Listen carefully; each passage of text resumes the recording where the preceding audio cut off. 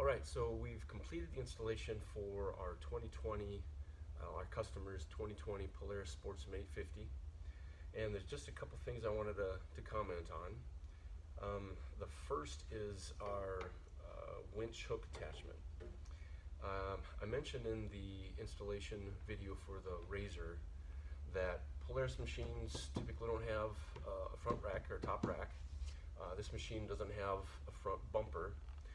So what we've designed for this type of Polaris configuration is a hook attachment that mounts to a roller fairlead.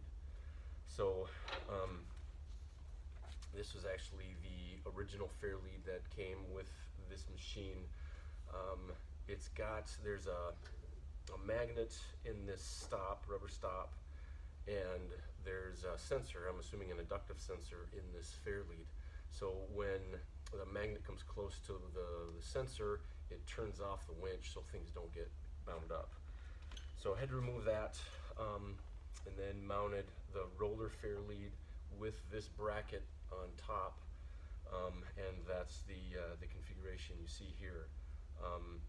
It works quite well.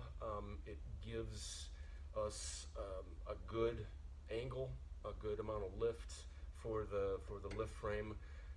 One of the things that I try to do when setting up a system is set the stop up and the hook mount up so that when the lift frame is near its top of travel or highest angle, this top edge of the bucket is going to be horizontal.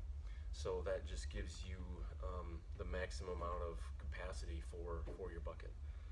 So that's the first thing. The second thing is this front mount configuration comes with this type of pivot tab, I guess is what we call it, and it's shorter than our typical pivot tab. What that does for us is, again, with the Razor installation, I talk about being able to mount the pivot tab in a couple of different configurations.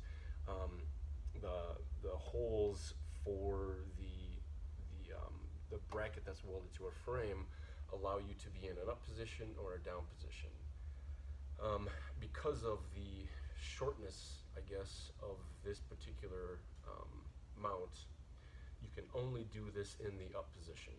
If you do it in the down position, you're limited in how high you can get. It interferes with the mount itself. So that's one thing to keep in mind if you see this style of tab in your kit. The last item is on this Polaris winch, the last 12 to 18 inches of the rope is larger in diameter than the rest of the rope. So the rope leading up to the hook, that the loop, I should say, that the hook attaches to is a little bit larger. This is 1/4 inch. This is probably about 3/8 of an inch. So what I had to do with the cable retainer is I had to use a pliers and bend it up a little bit.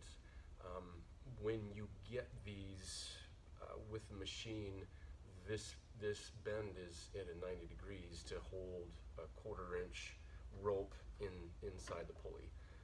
With this larger diameter rope, that needs to be opened up a little bit to allow this to freely travel underneath it.